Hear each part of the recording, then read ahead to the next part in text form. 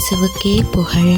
இயேசுவில் பிரியமானவர்களே, இன்று நம் ஆண்டவர் யோபு 23ஆம் அதிகாரம் 10ஆம் வசனத்தினூடாக இவ்வாறு நம்மோடு பேசுகின்றார். ஆயினும் நான் போகும் வழியை அவர் அறிவார்.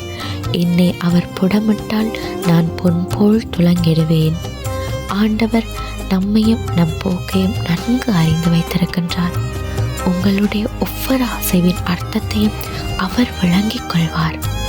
யோபு ஆண்டவரிலே உறுதியான நம்பிக்கையையும் விசுவாசமும் கொண்டவர் என்பதை நாம் நன்கு அறிவோம்.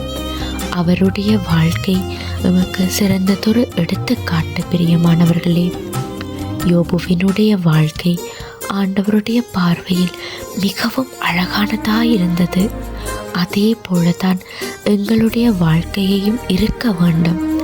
பிரியமானவர்களே, எப்படி பொன் நெருப்பில் வாட்டி அதை தட்டி ஒரு வடிவத்திற்கு கொண்டு வந்து பார்ப்பவர்களின் கண்கள் கவரப்படுகிறதோ, நம் ஆண்டவரும் நம்மை அவ்வாறு தான் புடமிடுகின்றார்.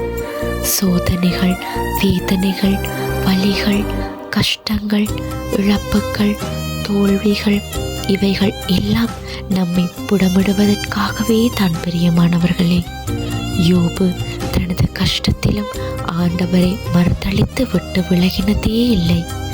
சத்துருவானவன் யோபுவின் வாழ்க்கையை புடமிட்டு பார்த்தான்.